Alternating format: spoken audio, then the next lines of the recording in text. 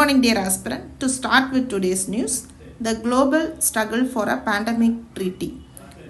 So this comes under GS2 International Relations. After 2 years of political negotiation, 194 WHO member states failed to finalize a historic pandemic agreement.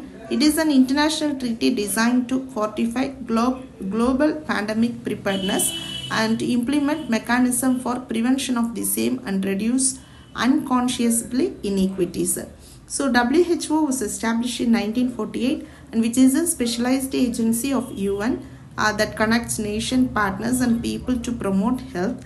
The objectives of WHO are to lead global efforts and to expand universal health coverage.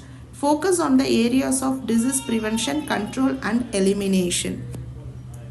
So it provides leadership on global health issue, set standards for public health and provide technical assistance and support to countries to collaborate with various partners.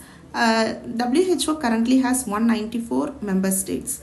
World Health Assembly, which is the highest decision-making body of WHO and comprises representatives from all member states. Secretariat responsible for carrying out the policies and programs approved by the WHO.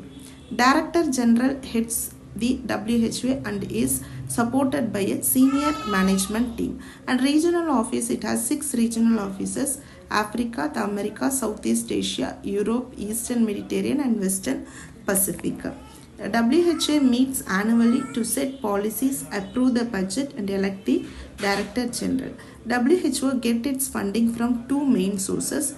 That is assessed contribution. These are the dues countries pay in order to be the member of organization, and voluntary contribution. It is from member state or from other partners like UNO, intergovernmental organizations, etc. Long-term capital gains. This comes under GS3 economy. So finance minister in its union budget says that for computing the long-term capital gain tax has not drawn much energy or enthusiasm. So she proposed all financial and non-financial assets would now be taxed at 12.5% instead of a tiered structure. So the term capital gain can be defined as profits accumulated from the sale of any capital assets. Examples of capital assets like land, buildings, house property, vehicles, patents, trademark, leasehold rights. This includes having rights in or in relation to an Indian company. It also includes the rights of management, control or any other legal right. Depending on the duration, capital gains can either be short-term or long-term. Since profits are categorized as an income, they are liable for taxation. Such taxes are levied when an asset is transferred between owners. This tax applies to both individuals and business as well. So there are 2 types of CGT, short-term and long-term. That is based on the duration. If it is less than 36 months, it is short-term asset. If it is capital gain tax, if it is more than 36 months, it is a long-term capital gains tax. India revenue rises financial year 25 growth forecast to 7.5%. So India not revenue ratings upgraded India's financial year 25 GDP growth projection to 7.5%. So GDP is defined as the total monetary or market value of all the finished goods and services produced within a country's border in a specific time period. It measures the value of total output in the economy by tracking the total demand. So that GDP is consumption plus investment plus government plus net exports.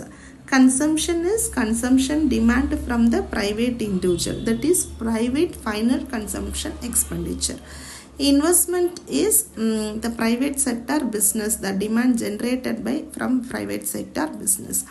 Government is third engine, is the demand for goods and services generated by the government and is known as the government final consumption expenditure. Net export is calculated by subtracting Indian imports from the Indian exports. Okay, nominal GDP versus real GDP. Nominal GDP is the actual observed variable.